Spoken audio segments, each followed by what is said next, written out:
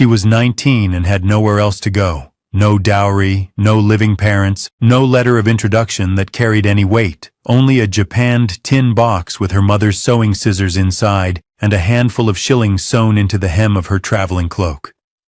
And with that little she went to take up a place a duke had settled on her out of a distant obligation, a stranded manor in Millstone Edge with hedgerows on 3 sides, dry stone walls on the 4th, and no road at all leading in. But hidden in a drawer in the steward's old room was a paper that would change the whole shape of her life. Settle in with us, and tell us in the comments where you're watching from, because this is the story of Charlotte Carter and the road she found before she ever cut a single yard of it. Charlotte Carter had been born in the market town of Ashbury in a narrow brick house behind her father's linen drapery, and for the first 12 years of her life she had considered herself neither rich nor poor, but simply held, as a child is held, in the ordinary warmth of a small business that paid its bills and closed its shutters at 7. Her father, John Carter, was a quiet man who kept his accounts in a green ledger and gave short weight to no one, and her mother, Anne, sewed in the parlor by the window and taught her daughter how to set a seam so fine that the stitches could not be seen from the wrong side. There was one brother, older, called Thomas, who had gone to sea at 15 and drowned off the Dogger Bank at 18, and after that her mother had grown thinner and quieter, and had died of a cough in the winter. Charlotte turned 13. Her father lasted 5 more years, working steadily and speaking less, until a bad debt from a mill in Manchester swallowed the shop, and then a fever swallowed him, and by the time the solicitors had finished with the inventory, there was nothing left but the tin box of sewing things and a small marble headstone shared with her mother in the churchyard of St. Michael's.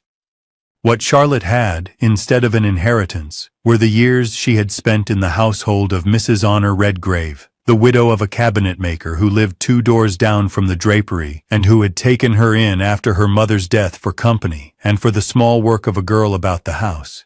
Mrs. Redgrave was 62 when Charlotte first crossed her threshold, and she was a woman who had buried a husband and 2 grown sons, and who wore her grief the way other women wore a shawl, folded neatly and put on without comment. She kept bees in a garden the width of a cart. She made her own soap from mutton fat and wood ash. She balanced her small pension in a ledger to the halfpenny, and she taught Charlotte over 6 patient years the things that a woman without money must know if she is not to be swept away by the first hard winter.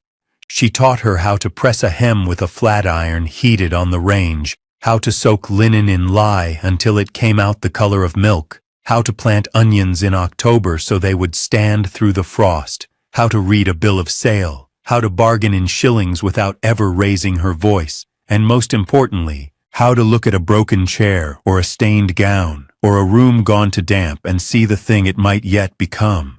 When Mrs. Redgrave died quietly in her chair by the fire, on an afternoon in March when the crocuses were showing under the wall, she left Charlotte the japanned tin box that had once held her own mother's needles and thimbles and had been given to her on her wedding day. Inside the box were 3 pairs of scissors, a paper of pins, a bone bodkin, a wooden darning egg polished dark by half a century of use, and a small folded square of linen embroidered with the initials HR in blue silk. That box and what it stood for was the one possession Charlotte would not have parted with for any sum, and it was the box she set on her knee when the letter came from the office of a London solicitor informing her that His Grace the Duke of Wenthill, in memory of a service her late father had done him at an auction of estate linens 20 years before, had directed that Miss Charlotte Carter should be settled upon a small house and its home farm in the parish of Millstone Edge in the north of the county, to be held during her natural life for a nominal rent of 1 shilling a year. The letter was signed and stamped and folded, and it named the property only as Millstone Edge Farm, and it said nothing at all about the fact that the lane which had once served the house had been plowed under a neighbor's wheat some 15 years earlier, and that the only way to reach the front door now was to climb a stile, cross 2 pastures, and duck through a gap in a blackthorn hedge that the local children used and no cart could follow. Charlotte read the letter twice, and then she read it a 3rd time, and she folded it into the tin box on top of the linen square with the blue initials, and she sat for a long while at Mrs. Redgrave's kitchen table, with her hands quiet in her lap. She was 19 years old.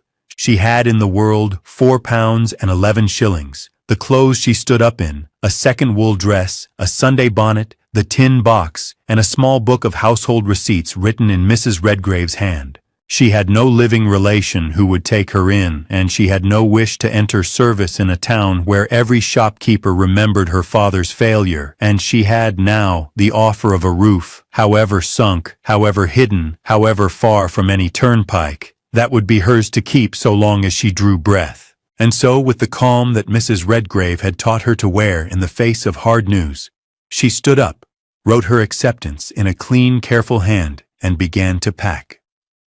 The packing did not take long.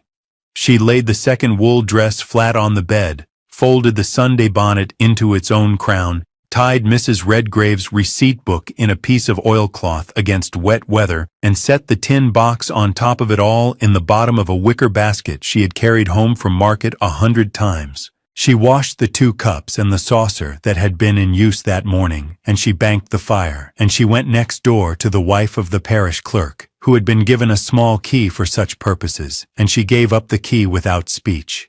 The clerk's wife, whose name was Mrs. Bettridge, kissed her on the forehead as though she were still a child, and gave her a linen packet of bread and cheese and a hard-boiled egg wrapped in paper, and told her the carrier's cart to Ashbury Green would go at 6 the following morning if the roads held. There was one matter still to settle.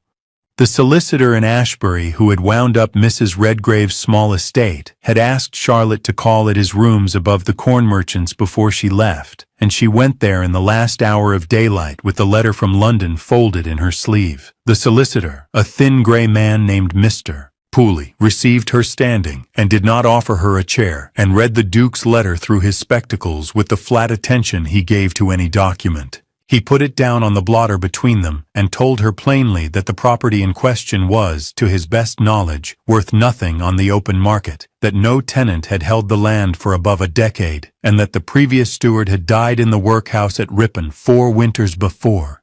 He said the Duke had been generous in the form of the gesture, and less generous in the substance, and that a young woman with any prospects in a town might do better to seek a place in a respectable household than to sit on an unlettable acreage in a corner of the county nobody remembered.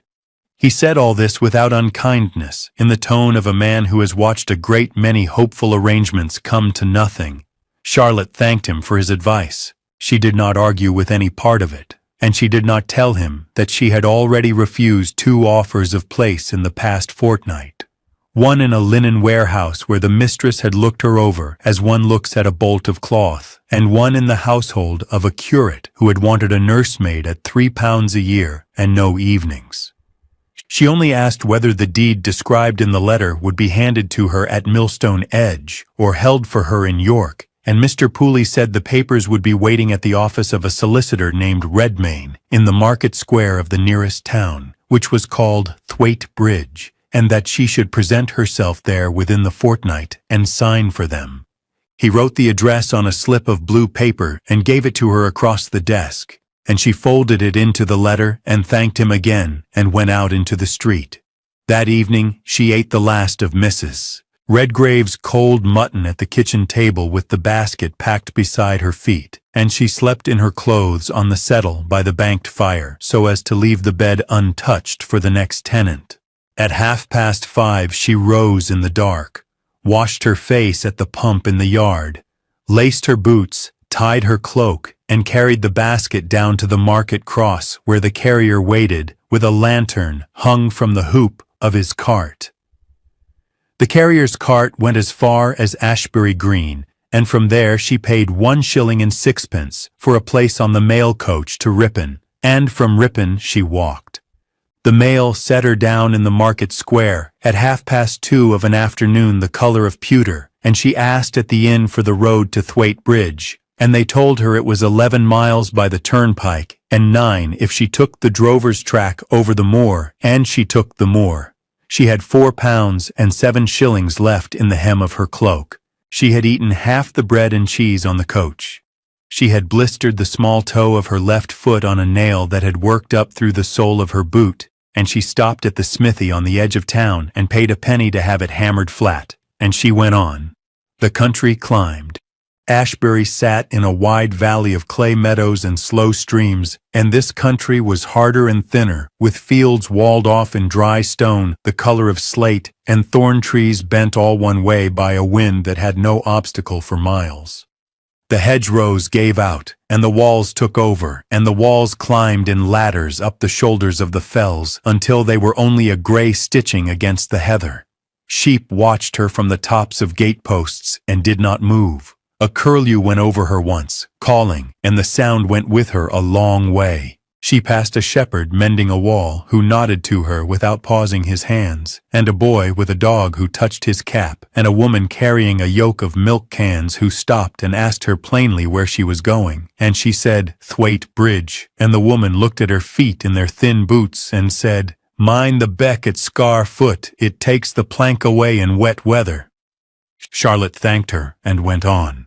By 4, the cloud had come down onto the tops, and a fine soaking rain began that was not quite rain, and her shawl grew heavy on her shoulders, and the wet came through the wool of her cloak at the seams. She did not stop.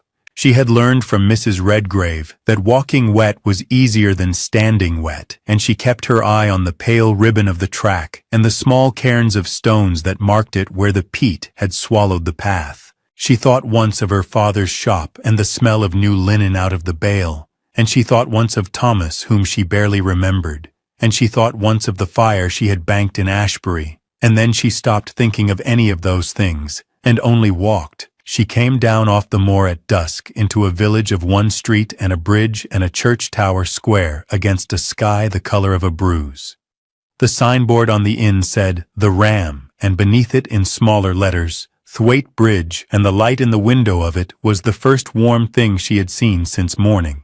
She did not go into the inn that night, though the light in the window pulled at her. She had £4 and 7 shillings in the hem of her cloak, and a fortnight in which to save every penny of it, and she asked at the door of the smithy across the way whether there was any house in the village that would give a bed for 6pence. The smith's wife, a broad woman in a sacking apron, looked at her a long moment and took her in, and dried her cloak on the settle before the kitchen range, and gave her a bowl of barley broth for 4pence, and put her in a slip of a room over the forge where the chimney warmed the wall. Charlotte slept as she had not slept in a week, and rose in the grey of the morning, and at 9 o'clock she was standing in the market square of Thwaite Bridge before the door of Mr. Redmayne, solicitor, with her wicker basket at her feet. Mr. Redmayne was a small round man, with ink on his cuff and a courteous manner, and he did not keep her standing. He seated her by his fire, sent his clerk for tea, and laid out the papers on the table between them. There was the deed of settlement from the Duke, engrossed on parchment and sealed with red wax. There was a plan of the property drawn in faded brown ink, showing a house, a yard, an orchard, a barn, and 2 enclosed fields amounting to 11 acres and 3 roods. And there was a schedule of condition made 12 years earlier by a surveyor named Whitlaw, itemizing the state of every wall, roof, hearth, and window at that date, and noting in a hand grown weary toward the end that the property was, in his words, sound in bone, though sorely neglected in flesh. Mr. Redmayne read the deed to her in full, showed her where to sign, witnessed her hand, and folded a copy into an oilcloth envelope for her to carry. He did not say what Mr. Pooley had said. He said only that the house had stood empty since the last steward went to Ripon, and that she would find it 3 miles east along the lane, if she could reach it, and that the key was on a piece of twine in a paper bag with her name on it, which he handed to her across the desk.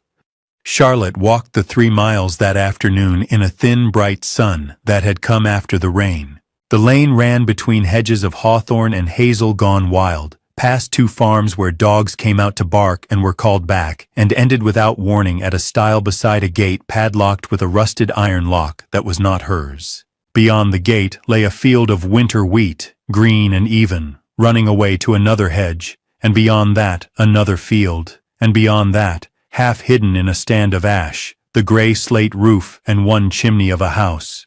She climbed the stile. She crossed the 2 pastures, keeping to the headland where the plough had not gone, and she came at last through a gap in a blackthorn hedge, worn smooth by children's shoulders, and stood in the yard of Millstone Edge Farm for the first time.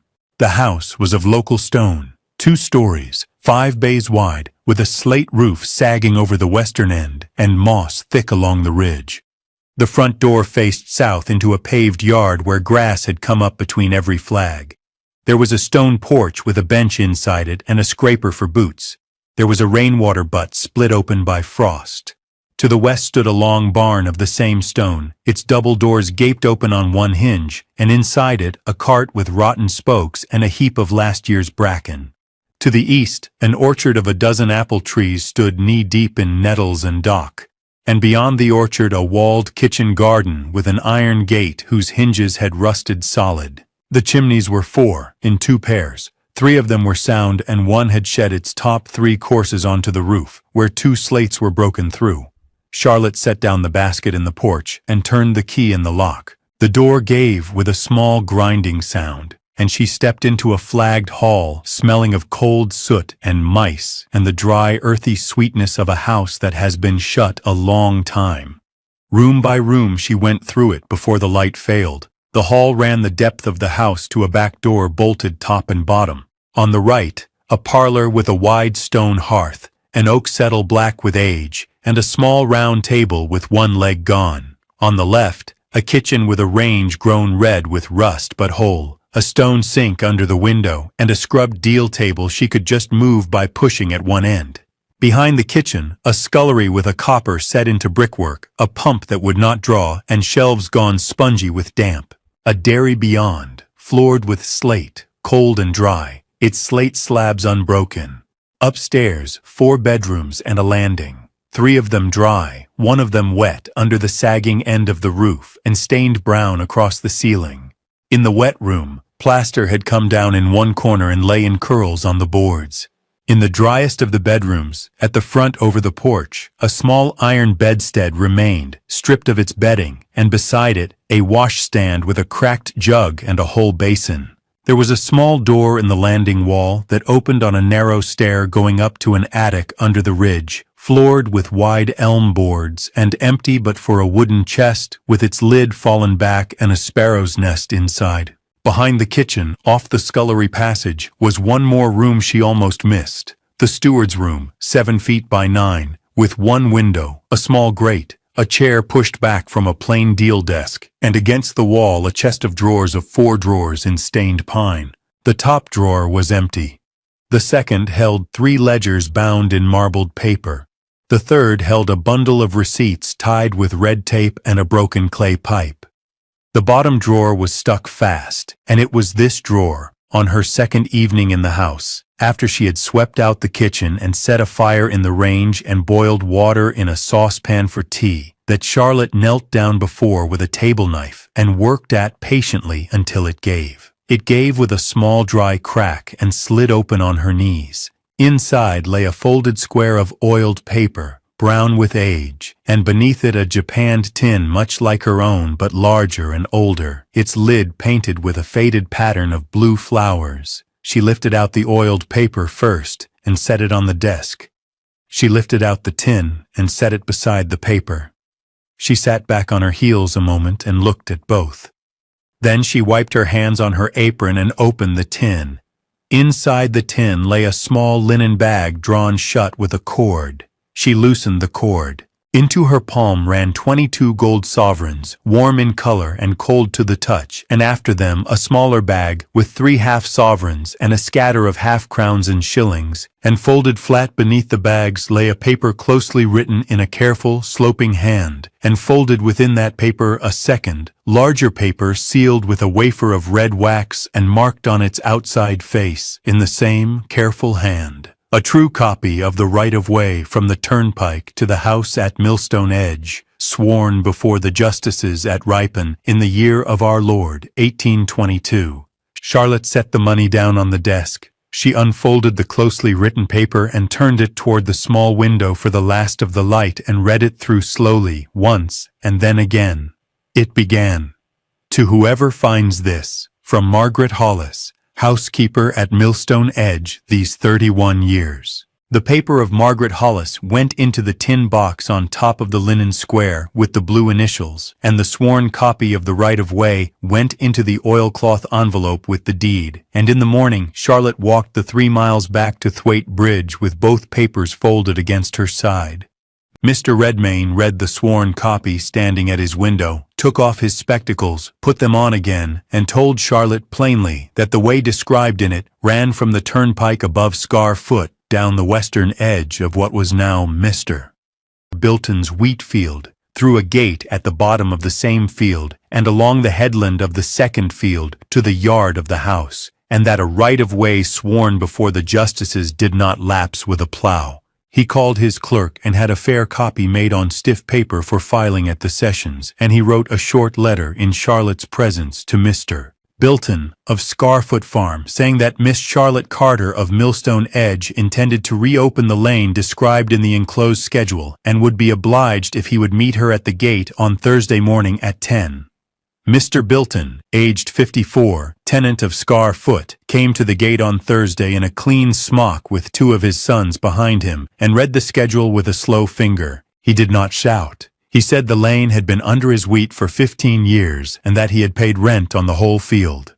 Charlotte said the rent could be adjusted with the Duke's agent, and that she would ask no damages for the crop already sown, provided the strip of the way, 4 yards wide as sworn, was surrendered after harvest. Mr. Bilton looked at her a long moment, folded the schedule, and said he would speak to the agent. On the Monday following, the Duke's agent from York, a Mr. Hebden, came out in a gig, walked the line with a chain, and marked it with wooden pegs painted white. For labor, Charlotte went into Thwaite Bridge with 3 sovereigns in her purse, and asked at the smithy for the name of a man who could grub a hedge and lay a track. The smith gave her the name of William Hartley, aged 38, hedger and drainer, who came out with 2 nephews and a wagon, and began work the Monday after harvest. They cut the blackthorn back to the sworn line, grubbed the roots, filled the old ditch with clean stone brought by cart from a quarry at Foss End at 7 shillings the load, and topped the stone with hard core from the same quarry beaten in with a wooden rammer. Charlotte kept the account herself in a small book, entering every load of stone, every day's labor at 2 shillings and 3 pence, every quart of beer sent out from the ram at 4 pence. While the men worked on the lane, Charlotte worked on the house. She paid £1 2 shillings to a slater from Thwaite Bridge, Mr. Ainsley, aged 61, to strip the sagging western end and lay new slates from a stack he had by his cottage, and she paid 7 shillings for the fallen chimney courses to be rebuilt in matching stone. She scrubbed the flagged hall with lye and sand until the stone came up the color of pale bread. She swept every chimney with a bundle of holly tied to a long pole, cleaned the range with black lead, blackened the hearth, cut back the nettles in the orchard with a scythe borrowed from William Hartley, and cleared the walled garden bed by bed, saving what she found: 3 gooseberry bushes, a rhubarb crown, a bed of horseradish, and against the south wall, an old fig tree still living under a mat of bindweed. By the 3rd week of October, the track ran clean and hard from the turnpike to the yard, wide enough for any cart. On the day it was finished, a boy from Scarfoot drove up the first load, a cartful of straw Charlotte had bought at auction for 11 shillings, and turned in the yard as easily as if the lane had always been there. Charlotte paid the boy 6 pence for his trouble, and watched the cart go out again down the new road, and stood a long time in the porch, with her hands folded before she went in to the fire. Word of the reopened way went about the parish faster than the wheat could be threshed. On the first Saturday in November, a woman named Mrs. Ellen Dinsdale, aged 49, wife of a small dairyman at Low Row, came up the new lane on foot with a basket of eggs, and asked whether Charlotte would take 3 dozen a week at 1 shilling the dozen, delivered on Saturdays. Charlotte took 2 dozen and paid in silver on the spot, and Mrs. Dinsdale went home and told her husband, and on the Saturday after, 3 other women came up the lane with butter, cheese, and a small ham. Charlotte bought what she could use and directed the rest, with the seller's leave, to the grocer at Thwaite Bridge, who agreed to take Millstone Edge produce on account at a small commission. By December, the barn had a new door hung by a joiner named Josiah Pert, aged 42, who was paid £1 6 shillings for the work, and a jar of Charlotte's own bramble jelly besides. The cart with the rotten spokes had been sold for scrap to the smith for 4 shillings. In its place stood a plain farm cart bought at Ripon Fair for £3.10 and a quiet brown pony named Dobbin, aged 11, bought from a widow at Foss End for £4 and a promise that he should not be worked hard. Charlotte drove the cart herself to market on Wednesdays, sitting straight on the board in her wool cloak with the hem long since unpicked and her £4 7 long since spent on stone and slate and honest labour. She was known now at every door in Thwaite Bridge. The grocer, Mr. Cowper, kept a page in his ledger headed Millstone Edge and settled with her the first Monday of each month in pounds and shillings without a word of dispute. The vicar, the Reverend Mr. Halstead, aged 57, called in November with his wife and drank tea in the parlour before the mended hearth and asked after her health as he would after any parishioner of substance. Mr. Bilton of Scar Foot, whose wheat strip had come off the way, sent up at Christmas a side of bacon and a note in his own hand, saying that the lane had proved less trouble than he had feared, and that his second son would be glad of any carting work Charlotte might have. Small rituals settled into the house. On Mondays, Charlotte washed in the copper in the scullery. On Tuesdays, she ironed with a flat iron heated on the range. On Wednesdays, she went to market. On Thursdays, she kept accounts at the deal table in the kitchen with the ledgers of Margaret Hollis open beside her own new book. On Fridays, she baked. On Saturdays, she took in eggs and butter at the porch door. And on Sundays, she walked the 1.25 miles to the parish church of St. Oswald at Low Row, and sat in a pew that no one had claimed for years and that the churchwarden, without asking, wrote her name against in pencil after the second Sunday. By the turn of the year, 2 of the 4 bedrooms were furnished plainly and let, one to a young schoolmistress, Miss Hannah Ray, aged 22, newly appointed to the parish school at 4 shillings a week, and her board, and the other to an old shepherd's widow, Mrs. Peggy Iveson, aged 68, who paid 2 shillings and helped in the dairy for her keep. The house that had stood empty a decade held 3 women, a pony, a cat that had walked in one October evening and stayed, and a lamp lit in the porch every dusk against the dark of the lane. On an evening in late February, when the days had begun to lengthen by 1/4 of an hour and the first snowdrop showed under the wall of the walled garden, Charlotte sat at the deal table in the kitchen after supper, with the tin box open in front of her. Miss Ray had gone up to mark copybooks. Mrs. Iveson had gone out to see to the pony. The cat lay on the settle with its paws folded. The range was banked, and a kettle stood at the back of it, giving off a thin thread of steam. Charlotte took the things out of the tin one by one and set them on the scrubbed deal. She set out the 3 pairs of scissors, the paper of pins, the bone bodkin, the wooden darning egg dark with 50 years of use, and the small folded square of linen embroidered in blue silk with the initials H.R. She set out the letter from London, folded now along many creases, and the blue slip with Mr. Redmayne's address, and the letter of Margaret Hollis, housekeeper at Millstone Edge these 31 years. She laid the linen square and the letter of Margaret Hollis side by side under the lamp, and looked at them a long time. 2 women had loved her whom she had never seen grown. Mrs. Honor Redgrave, who had taken her in at 13 and taught her to press a hem, plant onions in October, and see what damaged things might become, had given her the tin and everything soft in her that survived Ashbury. Margaret Hollis, who had lived at Millstone Edge 31 years and died before Charlotte was born, had left in a stuck drawer 22 sovereigns, a sworn copy of a right-of-way, and the sentence that the way would open again for whoever was willing to walk it. The 2 women had never met. Neither had known the other's name. Between them, they had furnished a young woman with the whole means of standing upright. Charlotte thought of Mr. Pooley, thin and grey behind his blotter in Ashbury, telling her that unlettable acreage in a forgotten corner of the county was no place for a young woman with prospects. She thought of the curate, who had offered £3 a year and no evenings. She thought of the mill in Manchester, whose bad debt had swallowed her father's shop, and of the solicitors who had gone through his inventory and left her a tin box and a shared marble headstone. None of them had known what a right-of-way was worth when it had been sworn before the justices at Ripon in 1822 and left folded in oiled paper in a bottom drawer for 40-odd years. She put the letter of Margaret Hollis back into the tin on top of the linen square with the blue initials, closed the lid, and set the tin on the shelf above the range where she kept the salt and the tea. The lamp in the porch was already lit. Out along the lane, the white gate at the turnpike stood open. In the yard, the new cart stood by the barn, with its shafts on the ground. In the orchard, the apple trees had been pruned in January and stood clean against the last of the light. Charlotte Carter was 19 years old and had a house, a road, a pony, 2 lodgers, a cat, a pew, and a page in the grocer's ledger headed with her name. Charlotte Carter was 19 and cast out, with £4 and 11 shillings sewn into the hem of her cloak, a tin box of sewing things, and a letter offering her a house behind another man's wheat. She spent what she had on stone from Foss End and slates from Thwaite Bridge and the wages of William Hartley and his nephews, and she opened the road that had been sworn shut for 15 years. It was the best £4 and 11 shillings she ever spent. If this story has stayed with you, take a moment to subscribe and to leave a word below saying where in the world you are watching from tonight. These stories travel further for every hand that passes them on.